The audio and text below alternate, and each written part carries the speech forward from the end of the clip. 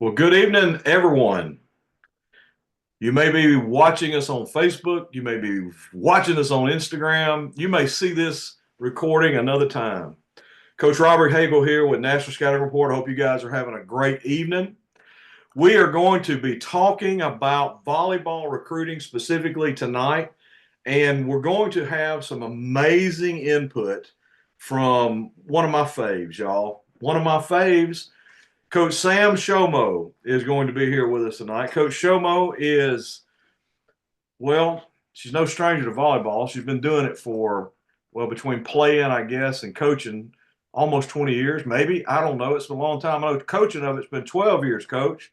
12 years. Let's Yeah. get a little background on Sam Shomo real quick, okay? 12 years collegiately coaching at the NCAA level. Coach Shomo was her last stop was at for 7 years, and she was at Western New England University in Springfield, Massachusetts, where she had a great run there. Coached a bunch of great athletes, had all conference accolades and all types of all conference type things going on for them. She also was there for 8 years, and prior to that, she was at Anna Maria College in Paxton, Massachusetts for 5 years, and she actually still remains the winningest coach in program history there. She is no stranger to this game up on the East Coast. She's no stranger to this game all over the country. Between Sam, myself, on the volleyball world, I don't know how many college coaches we communicate with on a daily basis, Coach Shomo, but it's a bunch. Welcome to the meeting tonight for us to talk about recruiting with all of these young people and these parents, and let's talk about all the different changes. How are you doing? Hey, I'm good. I'm excited to hang out and talk. And obviously, I love the sport of volleyball and want to help as many athletes as I can get there. It's a hard feat to get to college volleyball, but if you can do it, it's life-changing. It's worth it. It definitely shaped my life. I played in college and I would not be here. I would not have the career, the professional career I've had without it. So happy to talk about it and share some knowledge with whoever It may be really changed. watching. It changed some people's lives, doesn't it? Big time. Big No, time. that's one of the things, Coach Shomo. I think that we talk with young people every day and parents and kids, and we talk to them about number one, if they are playing club in high school, most of them have this dream and goal to play in college, or they wouldn't be playing club, right? I mean, that's Exactly. they would your parents wouldn't be spending the money and doing that kind of stuff. But Coach, let's chat just a little bit about, and not just any level. Let's talk about let's not any particular. Let's talk about how about less than right at 5% of the kids that play the game are going to get a chance to play at some level. Let's talk to the audience tonight to that effect about the difficulty it is, and not because it's not a lot of great. There's a lot of great players that never get a chance to play in college, not because they're not good players. It's because they never were truly identified or recognized by the right level of play where they can play. So let's talk a little bit about what that looks like in today's recruiting as far as different positions. And let's kind of start off there because we got a lot of parents that Sure. may be watching that are trying to figure out, where does my kid fit? She's 5'10", she touches 9'5". Okay, so and I just use that example. But let's talk about that, Sam, and your experience about how metrics and size matters in certain positions. Absolutely. So there might be some people out there listening, and you just said 9'5". She touches 9'5". Maybe people out there that, first of all, don't even know what that is. And that's already starting to be an issue in your recruiting. So college coaches want to know a hitter and a setter's approach touch, right? So when they're jumping, how high above the net are they playing the game? And a lot of coaches I know are set with a certain number, right? The highest level, they're not going to be even entertaining the idea of an athlete that's touching lower than 10 feet, right? Or some may entertain it, but the problem is everyone has kind of a different metric and a different box at the college level. But you can't even start to pin down what coach fits where when you don't know your approach touch and don't know what it means. I think a lot of times you and I are out at different events along with Susan and Corey Eltz and some others that are in the Yeah. volleyball world with us at NSR. And we spend a lot of time collecting metrics at these events, right? We had a chance to be in Daytona this weekend and saw a couple of your athletes down there, and of course, a lot of Yes. other athletes. Uh, and they're coming by the metrics testing so they can get certified testing. Folks, what Coach Shomo is referring to here as far as approach touch and block touch, those are metrics that every college coach looks at, no matter what level, no matter what, Division I, Power Four, all the way down to junior college. Yeah. And each one of them, Coach Shomo, they have a box that they kind of look at it, and they're looking at height. They're looking at what the approach touch is. You and I both have had conversations today with coaches. We won't name the coaches, so we don't want to embarrass them. But Division I coaches, you tell your story today about that conversation about different things and what coaches are looking at that level. Yeah. And right, no two coaches are the same. So this No. conversation I had with one of the Division I coaches I know today, another Division I coach somewhere else in the country might feel different. Yes. Right. But this specific example, right? I sent him some information about a libero, and he was like, you know what, Sam? And I've known this coach for 15 years. He's like, you know what, Sam? I don't even look at liberos. I was like, okay, coach. He said, well, what I do is I just take one of my outside hitters who I know can also hit and also is got an approach touch of, almost 10 feet. And I teach her how to libero. And we're just not ever really going to look at a high school libero. We're just going to take one of our outsides. And that's his box. I said, okay, and folks, and Sam, she started off the sentence with, not every coach is going to do this, but there are some coaches that have a mindset of how they're going to go about their recruiting process with their program. And Sam, that's not uncommon. I mean, every coach kind of has that mindset of what they need to see in a player. And this particular coach that you mentioned is talking about, look, I'm going to take a kid that's already 5'9", 5'10", that's already on my roster, and I'm gonna teach her how to play the game back there on the back row.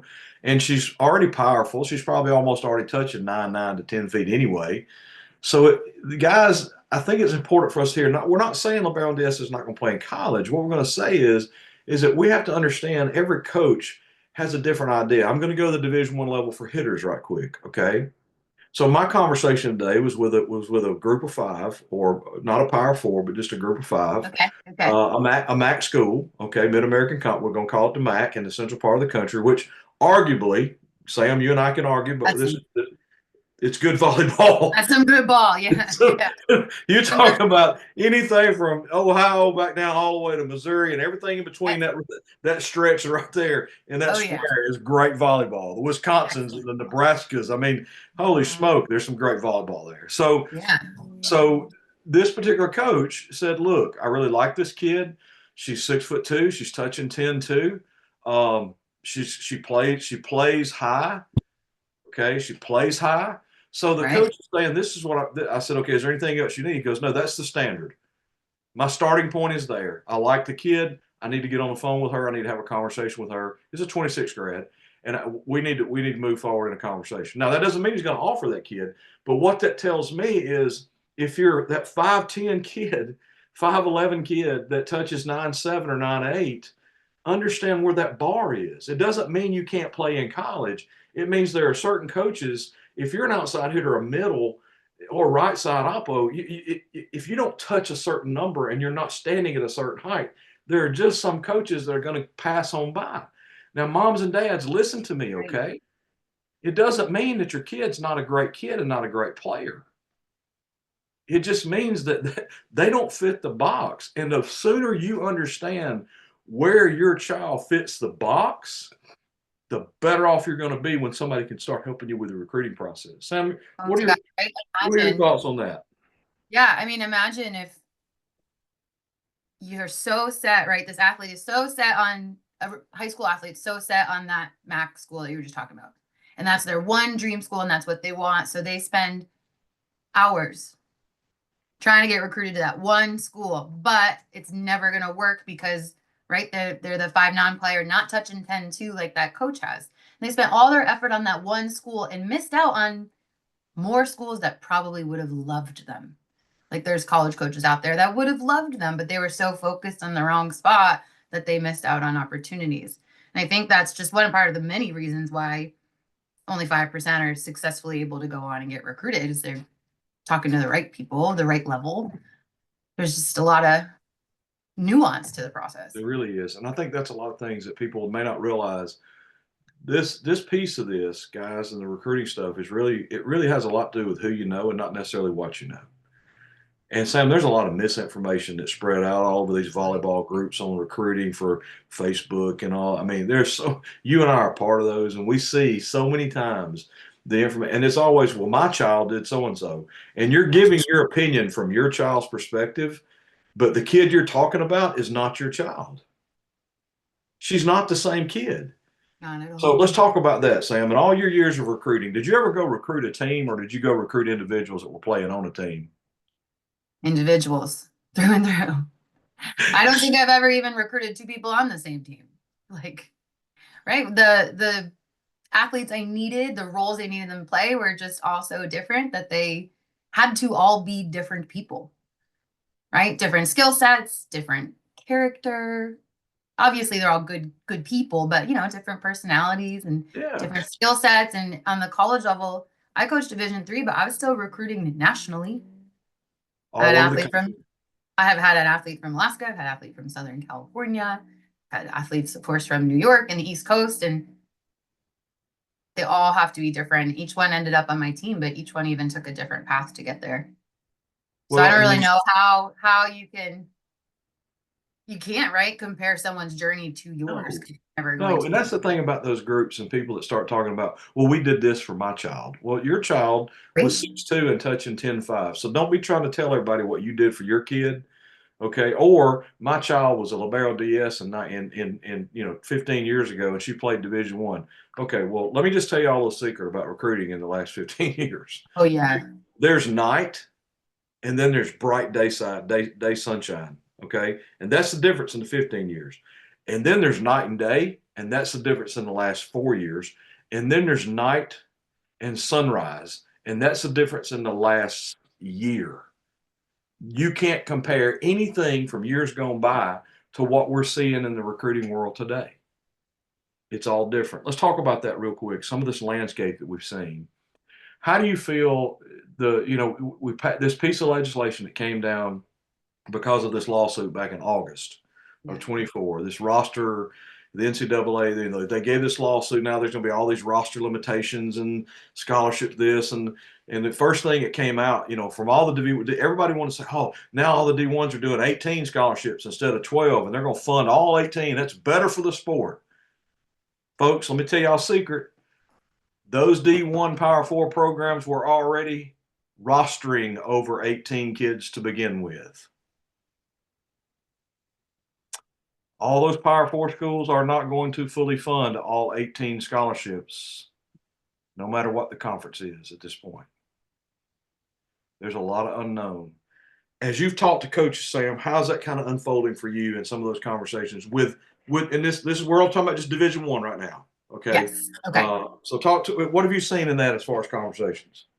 So the first thing that comes to mind is college coaches talk to me about the concept of a walk-on, right? Or the fact of a walk-on. And the college coaches I talked to have told me, we are being even more selective about our roster, right? Because they need to choose we'll say 18, being generous, probably not 18, let's say 16. We need to really selectively choose the 16. So we're limited also at 16. The walk-on isn't going to happen. The walk-on was already not a great path onto a team, but now the coaches are saying they're not even entertaining a walk-on at all. So they're either going to the transfer portal to bring someone on their team or making an offer to a high school athlete that they've been tracking and closely following since 7th grade, 8th grade. 2, 3, They're 4 not, years. there's no space for someone as a stranger to just join as a walk-on anymore. So you need to have been in this process with the Division I coaches since you were, playing 12s and 13s club volleyball. It's crazy. I've had communication this week with well, I say this week. We're in Monday, yesterday and this morning. I've got a young lady that's in the 8th grade. It's over 6 feet tall. She's almost touching. She's just under. She's like 9'10". She's very athletic.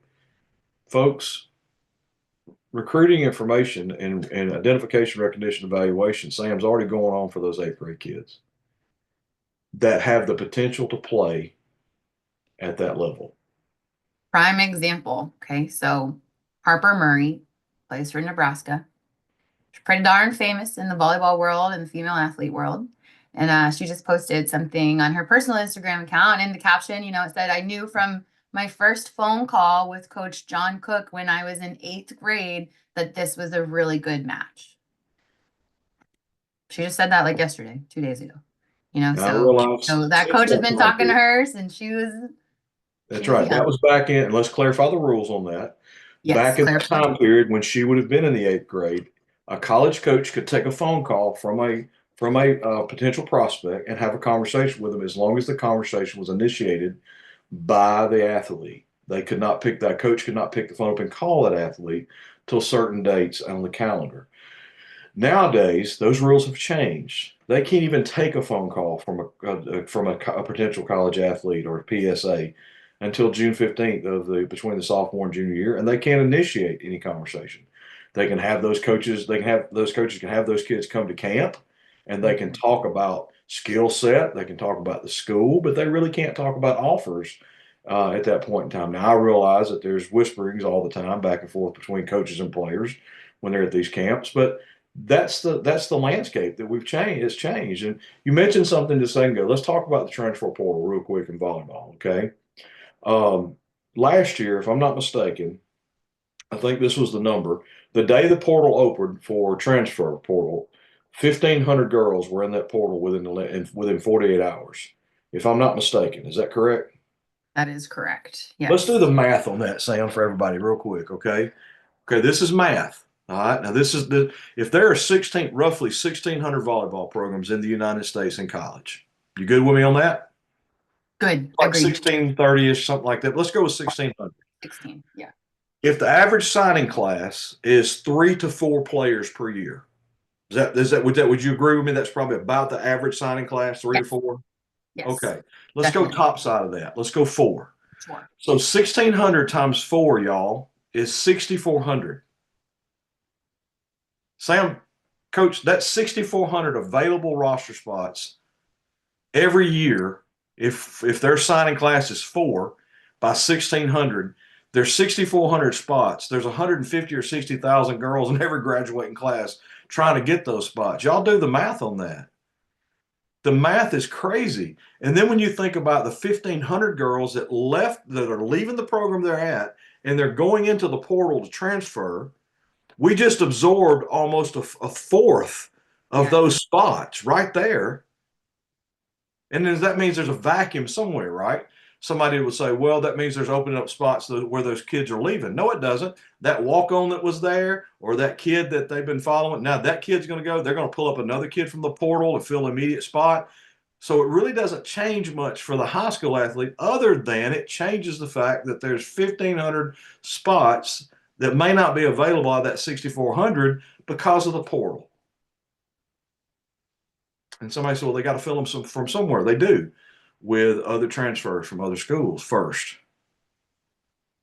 Now, And when it's you were coaching, you didn't. Let's talk about that real quick. Back when you were coaching, there was really not a such thing as the transfer portal. There was transfer. You could transfer depending on how you transferred, laterally or up or down. You had to sit for a loss of year of eligibility. Is that right? yes, yes. It Okay. changed the last couple of years I was coaching. But before Okay. that, yeah, you had to sit. So transferring mean you had to miss a little volleyball. Yeah, you had to miss That it. You had to changed. miss a year. Yeah. So let me ask you the question, and let's go to this real quick. In your opinion, having coached for 12 years at the NCAA level, how, in your opinion, has the transfer portal negatively impacted the high school athlete recruiting? So I have a personal story actually that could shed some light on the answer. So the last 2 years I was a head coach at the Division 3 level, the transfer portal was alive and active. And I would go in that transfer portal as a Division 3 coach and see if anyone from Division 1 or 2 wanted to come on over to the high academic side of Division 3. And I was a Division 3 coach and I went to the transfer portal first. Okay. And then after that, I would look at the high school athletes that I've been following for a couple years and move from there. But at all levels right now, college coaches are looking in the transfer portal first. And I don't know, you can't pass that up as a college coach because those athletes have already taken college courses and are in good academic standing, or they wouldn't really be able to transfer, get into your school, right? So you know they can handle the college academic load. They've already done college level strength and conditioning, worked with a nutritionist on staff, and they've already competed at the college level. So even the Division III coaches are given that a little glance first before we look at high school athletes. So it's making it hard for high school athletes right now. You have to It really is. be top tier. And it makes it even more important for the high school athlete and the parents to understand where they fit athletically, academically, because you can waste a lot of time, energy. And look, guys, if if you're wasting your time on all these free profiles that are online, that college coaches aren't paying much. She just shook her head. Coach Sam just shook her head. And I can name them, but you know what? I don't want to just name them. But I'm going to tell you, if it's an online profile that doesn't involve somebody that evaluated you and is talking with college coaches, what makes you different? You better be different. But I will tell you this: those platforms, on average, bring in about 14 or 15,000 girls per year, Coach Shomo, on that platform, and there's only 6,500, 6,000 spots every year to Yeah, get. we just did the math. Yeah. So the math doesn't math on that.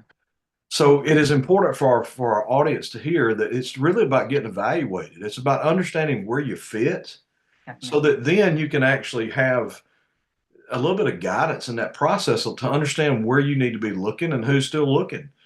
And you made a great point earlier, and this is something you said, if you're honed in on one or two schools and you're blowing that coach up with emails and you're not getting any responses, well, silence is an answer.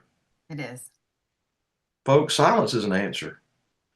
I know you don't want to hear that, but because people, I see it on these Facebook groups, just keep sending it. They'll eventually respond. No, they won't. And if you think about it from the coach's side, right? I've been over there. Their inbox, their email inbox is crazy. I'm talking like some of them probably get hundreds of emails a day Correct. from high school athletes across the country.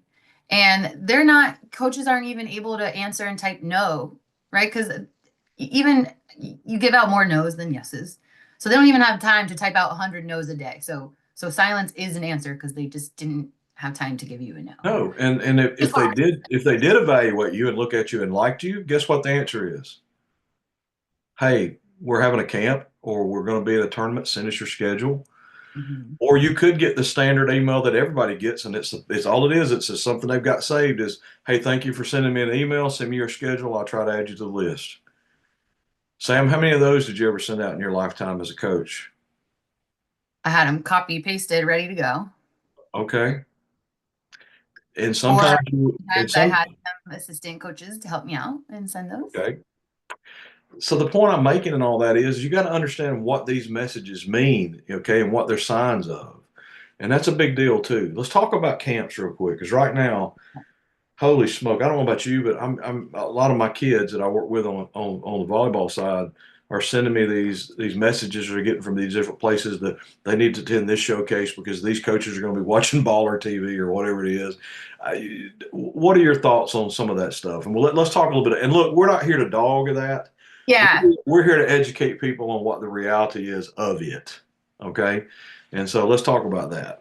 I think it adds to the confusion. Like I, for example, just got an invite for me, Sam, the player, to go play at a boys volleyball college showcase so the men's volleyball coaches could see me.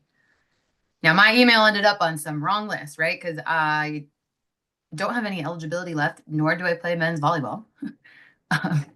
But And you've I started from Samantha yeah, to Sam. Okay, yeah, so get that. they didn't pay attention to that. It's just right a really big event, so they want a lot of players to attend. So they're just sending out these mass invites, Yeah. and it's so hard for an athlete to stand out in that sea of just talent that ranges all over the board because they were copy and paste invites to everybody in the country, basically. So it's not a great recruiting opportunity for these athletes. But I can see how it gets so confusing for families because you get so many of these invites and it is exciting. You like playing volleyball, you want to be in front of coaches. But some of these huge events are not necessarily the best path to getting recruited. So let me ask this question: if they get an invite to a college coach camp at their university on their campus, is that a much better, cleaner invite for them, you would say, or an email sometimes? Yeah, that is the best. That's Okay. what I think you want to go to. Again, from the coach's side, I was sending those to the players that I knew I wanted to work with a little more and see if they were going to fit onto my roster and fit what I was looking for. Okay. Because on my campus, I got to work with them at some showcase thing. I saw them from like maybe the other side of the gym, but if I even went to a showcase. But the ones on campus were such a personal touch and a real recruiting event. Okay. And I want to point out something here, and you can, without just nodding, you don't have to come out and just say it, but I want to say this. Folks, so many times when you go to these recruiting showcases and they're telling you that you're going to have these 15 college coaches on the floor working with you, I need you to understand that those college coaches are being compensated to be on that court. They're being paid to be there. They're not there to recruit for the most part. But you'll get a kid that'll say, "Well, I'm going to send my email to that coach for." Okay, but so is the other 500 kids that are going to be going to that camp, and they're all paying $345 a piece to be there. So what does it turn out to be? It turns out to be a moneymaker for somebody, including paying the coaches to be there. Now, look, I don't have a problem with that as long as you understand from a recruiting standpoint what it is. Are you good with that, Sam? I mean, I just agree. understand what it is. I mean, if you want to go compete and shine and maybe have a chance to just meet the coach and say hello and but as far as recruiting, it's nothing's really going to happen at that event that they're there working because they don't have the time to spend actually focus on you as a recruit. They're worried about running the drills on that court. Yes. And I will say one upside of events like that is like if you're an athlete and you're wanting to just get different coaching or maybe hear about a skill a different way, that's awesome because you're going to hear about skills. You know, they have 5 different coaches, you can learn 5 different things. So it could be great for your development, but if you're thinking it's a recruiting event, that's the less good side. But like I said, there is a bright side. There's a bright side, You just need to and be aware. there's another bright side to it too, Sam, and that is the kid that's really trying to figure out how they match up to the competition. Yes, yes. But they also have to be very open-minded about that when they get there to realize that it's okay for you to look around and go, okay, that kid's better than I am. And that's a tough thing for most kids to do is look around and actually measure themselves against someone else.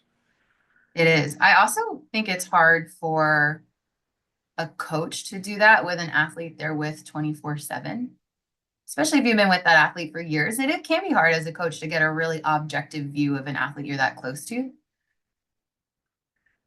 I would agree with that. Yeah. I would totally agree with that. I think sometimes we even as scouts, sometimes we see a great athlete that we fall in love with them as a player. We interview that family. We take them through a coach interview. It's very thorough. We get to know the personality of the kid. We get to know the personality of the family. And as people, we fall in love with those Oh, people, yeah. right? I mean, and then all of a sudden, if you're not careful, we as scouts we can be a little biased too, thinking that kid may be a little bit better than what they are because we like their personality. So even we have to look at it from a very stone cold approach of this is what they are athletically, and this is what they are as a person, and the person's never going to ride the athletic piece of where they fit. And I Right. think that's a tough thing for us to do sometimes too. But coaches are human, they are human, and so I will say this, and just to confirm, Sam, you had uh, you had 10 middles that you had narrowed it down to when you were coaching. 10. Sure. And you've got those 10 in the comparison stage of the process, and they're all about the same height. They're all about the same approach, touch, block, touch. They're all about the same academics. Which one got the nod and why? As a coach, Right. for you, why did you, which one, how did you pick the one? So all of them also character wise, like no one is getting this far in a team sport not having good character. Bill, Right? fair So enough. they're all pretty even in character wise, right? They all have good values, they all have good families. You know, you're just not going to hack it in a team sport if you haven't been a good teammate for your high school career. So even that, they're all the same. A little bit different is just who I got to know better, or almost who was able to talk to me and connect with me the best. So it might be who I was able to talk to the most, or who I met first. And not even personality. You don't have to be super outgoing. I had some pretty reserved, stoic athletes in my time. But out of those 10 medals, it's the one that I was able to have a good connection with. And I think a lot of that was just talking to them over time, talking to them often, talking to their parents a little bit. So with me first, and then of course to make sure that they had that connection with my team. Absolutely, on a visit of some type on campus. Mm-hmm. Yeah, I've and got my team would report right back to me the next morning. They'd say, yes, absolutely. We're not sure. They rarely said no because they're nice kids, but yeah. But here's the point I'm trying to get across to everybody as we talk about this stuff. Moms and dads, your parent, you listen. I am a parent. I've got 2 children. Both of them are adults now. Both of them, the son played Division I football. My daughter was a Division I track and field athlete. She was recruited in all 3 sports: basketball, volleyball, track and field, to play in college. Very athletic kids. But let me tell y'all something. Every player, every kid is different. And it really comes down to, as a coach, you're as a parent, you're thinking, my kid's the most special. My kid's the one that's, your kid is special. Your kid is special, and they're unique, and they're wonderful in your eyes, and they're probably wonderful in many people's eyes. But what Sam just told you just now, what Coach Shomo just pointed out, is something I want you to hear real clear, okay? Once they've identified and recognized a player that they want to move forward with, and then they evaluate that player multiple times in person, on video or film, then they take a selected handful of kids to the comparison stage of the process, and they're comparing everything about that kid. Sam just told you, character, about all the same, academics, about all the same. Now in that comparison stage, it literally is, which one do I, as the college coach, like the most? And that's who gets the offer first. And if that kid doesn't take it, then I got to go down the list to the second one I like the most. But Sam, we talk about recruiting being so murky to navigate, and the early stages of it, getting to that comparison stage, is murky. It's very murky. It's tough. But the simplest piece of the whole process for a college coach is, once they get those 10 or 20 girls on a recruiting board and they're in that comparison stage, it just comes down to which kid you connected with the most. Yeah. I have one more thing to add about that comparison stage. We're coaches, right? We love coaching, love teaching. However, in the comparison stage, I'm not comparing anyone's potential. I didn't really care about potential. I needed you to be good at volleyball now, not in 2 years, 3 years, 4 years. So even if, high school athletes like, well, new to the game, just getting started, super athletic, great, has a lot of potential, still not weighing potential in my comparison stage. Yep. And I know that's not just me. The coaches I talk to feel the same way now, of course. All the time. All the time. But, And until a kid gets to that certain level, then really they're not even interested in having much communication. Now, there are some cases. Let's go back just for a second, okay? yeah. You got a 6'3" kid that's touching 9'8". She's a sophomore or a freshman in high school. That's going to garner some watch from a distance and get them to that evaluation comparison stage a lot of times, just because they're 6'3" or 6'4". And they're already touching a fairly decent number, and they have some potential to get there. But that coach is never going to bring them in the inner circle of comparison to potentially offer till that kid crests 10 feet. Right. And so we can. I dealt with something this past weekend where one of the parents was talking about, well, our high school teams have this many D1 kids, and this club team. And I looked at her and I said, okay, that's great, but your daughter's not there. Now, that is a tough statement to tell somebody. But when they're not there yet, they're not there yet. And you yourself said a minute ago, you did not recruit teams. You recruited individual players that were ready for you. let's change subject just a little bit. Yeah, mix it up. Um, let's talk a little bit about nutrition, and let's talk a little bit about strength and conditioning. And the reason I'm asking, I saw you smile big because that's really one of those hot buttons today that college coaches are. Look, one of the statements I heard a coach tell me recently was, "Look, I'm looking for the kid that already looks like that. She's a junior in high school and she looks like a college player." Folks, did you hear what I just said? I'm looking at a junior in high school, and she already looks like a college player. That's who I want to recruit. So, Sam, let's talk about that piece of that as far as high school players and their physicality and their nutrition. How important is all that kind of stuff as you see it as we're moving forward tonight? It's huge, right? So everyone across the country playing volleyball is practicing. They go to practice, right? They go to 2 hours of practice twice, maybe 3 times a week, maybe more. Great. Everyone's at practice. All right. But just going to practice does not make you a college caliber player. The same way the athletes in college do more than just practice, right? Our college athletes are doing strength and conditioning, working on their nutrition with a nutrition coach. Never mind, probably some mental training, sports psychology. We'll put all that aside for now. These college athletes are training outside the gym, working with a nutritionist. So they are in phenomenal physical condition that helps their volleyball, right? And we were just talking about how college coaches are trying to recruit high school players that are already at that caliber.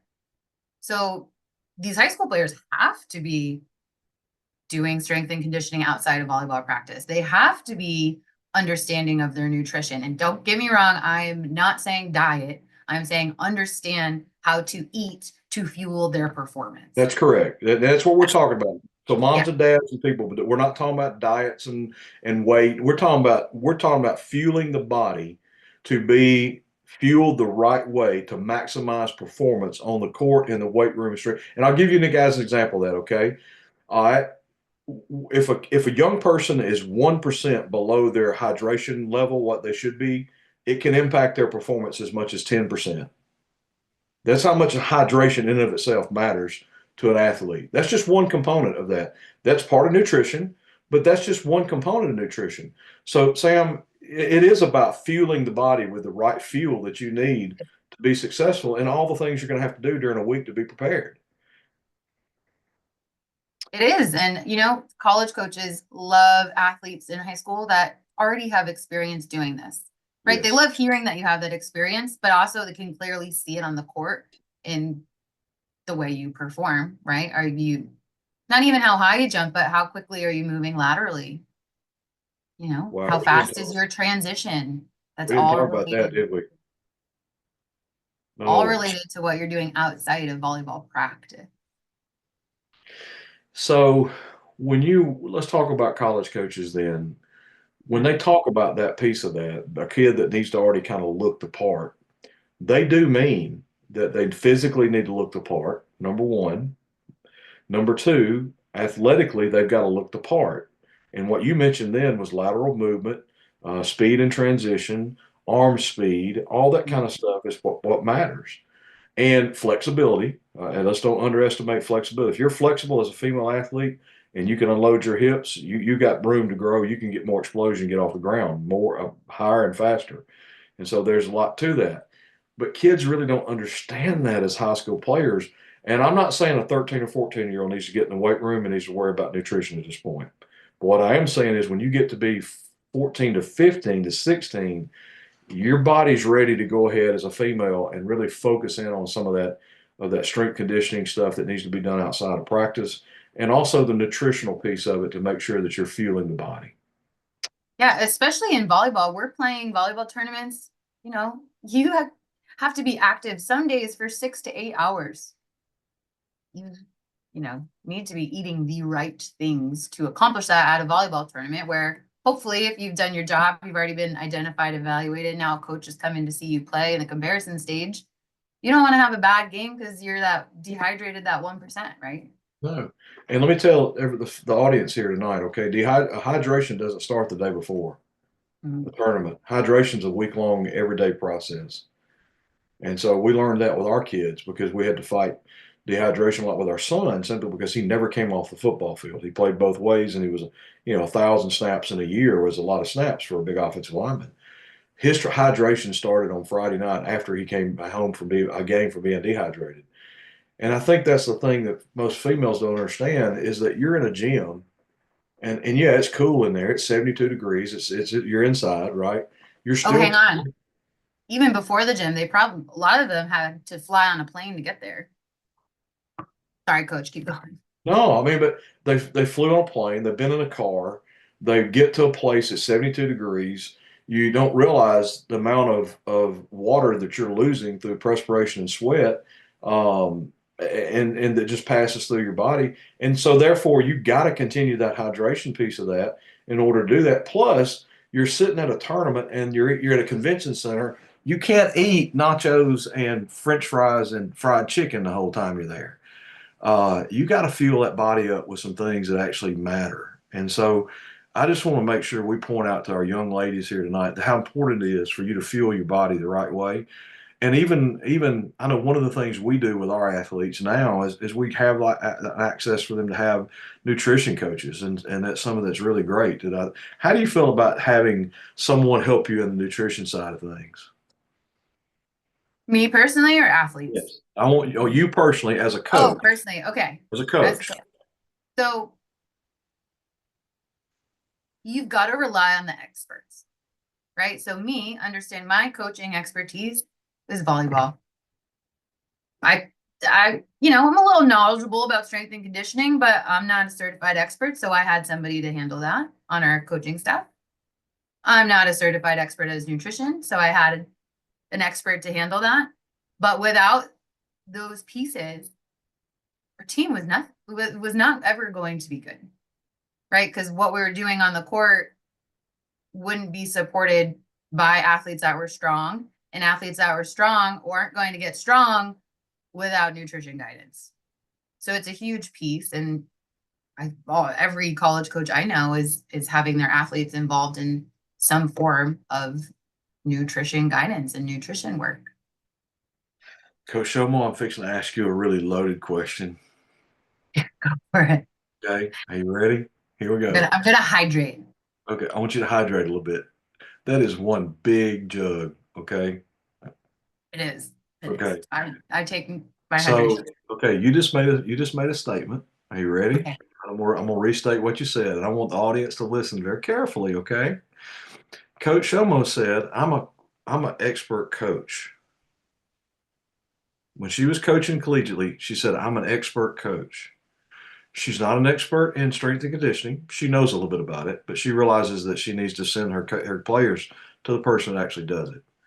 She knows a little bit about nutrition, or she wouldn't have played the athletics she played as collegiately and been the role she had success she had. So she knows a little about nutrition and just being around sports. You know a little bit, but you just still depended on experts to do that, right? Yes. Okay, here's the big bomb question. Okay, you ready? Yeah. So, as a college coach, were you an expert at recruiting, or were you an expert at recruiting at your university? A great question. So tip top expert, 100% expert at recruiting my university, my division. I knew everything about it. Why did I bring that up? I Because do. Yeah, go go ahead. ahead. No, you go ahead. I want to hear Oh you. no, you tell me why you brought it up. I don't Sounds want to put like, words in your mouth. Tell me. Let's hear this. We deal with so many people. Coach Shomo, you do, I do, our NSR staff does, right? And and they're good people. Okay. But I'll have a high school coach or a travel ball, a club coach that is a 40-hour a week teacher in the classroom, or a 40-hour a week business person that comes and coaches club volleyball, or they own a club, and that's their money. That's where they're making their living. And parents seem to think that those people are recruiting experts. Folks, they're not. They're good people, and they have bits and pieces of knowledge over years of experience, but they live and breathe whatever it is they do every day for a living. And that's where they are. even to the point where I have somebody will tell me, well, I talked to Coach so-and-so at the University of Alabama, and this is what they said. But guess what? Coach so-and-so at the University of Alabama is dealing with it, being an expert at their school for their team at their university and their conference. And outside of that, they might not even know what D2 rules are. They might not even know what NAIA is. Your thoughts on that? Yeah, I feel that deeply. When I started with NSR, I was like, oh man, I've been a college coach for so long. I know this. And about a weekend, I was like, I'm gonna need to study. I need to learn. And I know so much more now because they do this every day on a national scale across way more than I used to with just my university. But it took some time to kind of shift my expertise. That's it. And that's the thing is it takes time to shift and live in that space every day. The reason I wanted to bring that up as we kind of begin to wind down tonight is I just wanted people to hear from a college coach perspective, as you lived it for 12 years, that guys, high school coaches are wonderful. I used to coach high school football. They're good people. High school volleyball coaches are good people. They love you. I hope they love your kids, and that's the reason they're coaching them. Travel ball coaches and club coaches and directors, they're wonderful people. And most of the time, they really are giving of their time and they've created their business plan to be supportive and to be helpful to young people to their development. And there's a lot to be said that's positive for that. But understand that because they give you some free website or something you're paying for through the thing, and you're not dealing with a person that deals with college coaches about you individually every day, every week, every month, then they're really not experts at it. And it doesn't mean they're not good people. It just means that they don't know what they don't know. And tonight I'm not picking on coaches. I'm not. What I am trying to get everybody to understand is even a college coach, Sam Shomo, when she was coaching collegiately, was an expert recruiter at her university as an expert coach. But anything outside of that, she didn't know what the guy next door down the street at the other school was trying to recruit and didn't know what the box looked like necessarily for them, unless you just talk to them on a regular basis. So I wanted to point that out tonight because I think a lot of times people get misinformation and they have misunderstandings about the whole process. Yes. And I feel this way, in my personal life too. Like I pay for my own strength coach for my own volleyball performance, right? So I'm huge on letting the experts be experts, like go that route. I'm not going to type in a Facebook group about my car making a weird clunking noise. I'm going to ask a mechanic. Yeah, I'm going to go find somebody that actually does it every day. And once I figure out the people that do it every day, then I'm going to figure out, okay, are they legitimate? And then we'll move forward from there. Tonight, if you had to tell a high school club athlete one thing, the most important thing in their process to really get started, what would you tell them? You need to understand where your fit is and start there. Get evaluated, figure out what level, and never mind what level, but what, there's ranges in every level: Division 1, Division 2, Division 3, NAIA, JUCO. So many different levels of volleyball within the levels. So you can't really figure it out yourself. And you can't tackle all the levels by yourself either. You don't have time, means, nor is it reasonable to try that. So first thing is you got to figure out your fit and get someone to help you figure out your fit. And that was the thing I knew you and I would be 100% agreement with is that if there's a family that's listening in, and look, we got a lot of NSR people that their families are already NSR families, and they're just listening because they want to pick up on the different things. And folks, what we need to hear from everybody here tonight is this: less than 1.4% of the kids that played volleyball in high school and club are going to play at the Division I level, and only 5% are going to play. Period. It takes a very special human being in high school to be able to get to a place to play Division I. It doesn't mean that a kid's not going to play it in college. It means that you need to understand, even when you're working with an NSR scout, where you fit is, and you need to listen to them. And they're not telling you something to upset you. They're telling you that because they're trying to be realistic with you about fit, so you can actually live your dream of playing in college. So number one, you got to understand fit. Coach Shomo is absolutely right. You got to be evaluated. You have to understand where that is.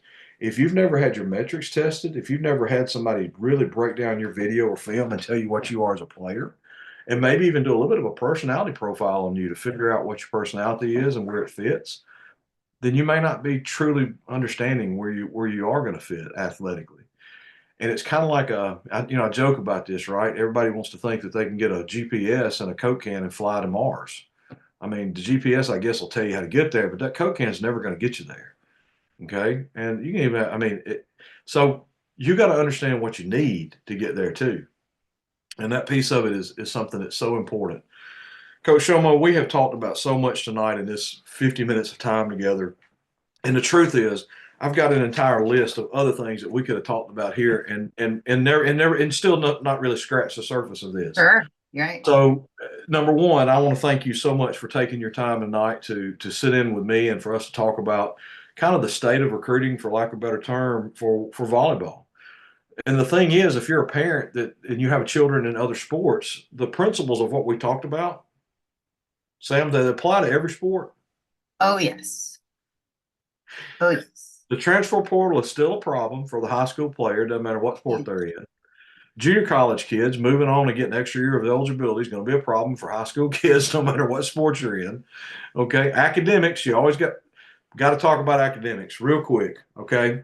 Let's talk about it. I mean, we're going to, here we go. We're going to go a little bit longer because I want you to tell me just how important academics and ACT and SAT stuff are in the world we live in today.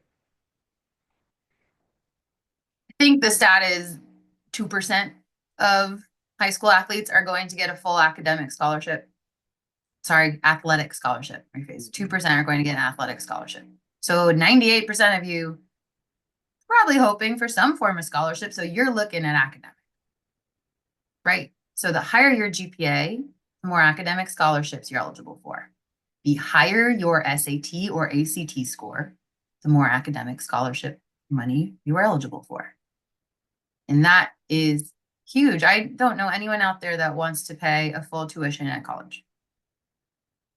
All right. So never mind that standpoint selfishly for you and your family, but it's already only 5% of high school athletes are going to play in college, right? So you have to have the grades to hang with that 5%. Coach, if I had, two middle blockers that were the exact same on the court in character and the way I liked them, one of them had a better GPA, who was I offering? You're going with a better GPA. We're offering somebody who has proven that they work hard in the classroom. So I can't overstate the importance of academics in your SAT or ACT score. And Coach Shomo, part of the problem with that culture that we're dealing with right now, with people not really understanding the importance of GPAs and ACT, SAT scores, is because back in 2020, during COVID, the NCAA did away with the necessity to have an ACT or an SAT score as part of the requirement to get through the eligibility center. And so they did that for a few years, and it's still going on. And even some schools began doing the whole test optional thing and for ACT, SAT, and they would just be admitting kids in on GPA and leadership resumes. And now we're seeing a huge reversing of that inside institutions, especially in your highly academic Ivies, Patriot League, Colonial League, Stanford, Wake Forest, Duke. You're going to take an ACT or an SAT, and you're going to take it and have score really well, or you're not going to get in. And you start talking about ACT, SAT money, the difference between a 24 ACT score and a 30 ACT score may be $40,000 or $50,000 worth of scholarship money. The difference between an 1100 SAT score and a 1400 SAT score may be $40,000 or $50,000 worth of money. And parents, you need to hear that. So you need to, not only do you need to contact somebody in SR and get evaluated, but you also need to get educated on what all that is now too. And look, that is a vital part of the whole recruiting process. Because let me tell you right now, Sam Shomo just said, I had 2 middles, all of them, 10 middles, all of them about the same. Which one had the highest GPA? And then she would say, which one of them has the highest SAT or SAT score? Because that kid's going to get the most money given to them at my school, and they're more likely to stay with me the entire 4 years. And I know I don't have to worry about them studying. I know they work hard and they've got the academic piece handled. And they're going to give you everything they can in the classroom, and they're going to give you everything they can on the court. they're going to have a successful 4 years. Yes, they are.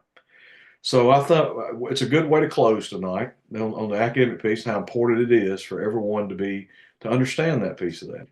So get evaluated. Contact one of us. Send us a DM. We'll be glad to get you evaluated. We can do it on video or film. Coach Shomo, thank you so much for your time this evening and for us being able to spend the time together. We get a chance to spend time together a good bit on conference calls and those kind of things, but it was really wonderful to spend just one-on-one time and get your perspective on things, both as a collegiate coach and also as an NSR scout. Any words you want to leave with everybody before we close out tonight? I just want to say thank you. I had a blast. I love volleyball. I love school. I was also a professor, so I will happily talk about grades and studying every day. But past my thank you, one thing I just want to leave everyone with is, getting to play at the college level is truly special and truly life-changing. And it is hard work to get there. So you need to make sure that you're taking the action to do it before your opportunity is gone forever. Because it is a finite opportunity. So, any athletes hearing this or parents of athletes hearing this, like take a step, like do something today, like get it going. Don't just wait and hope, because you gotta move so you can make that dream happen. And remember, everybody, it's not what you know, it's who you know. So on behalf of the Who You Knows and National Scouting Report, everybody have a wonderful evening. Coach Shomo, thank you so much for being here and your wonderful words of wisdom. Everybody have a great evening. Get in contact with us if we can help you. Take care now.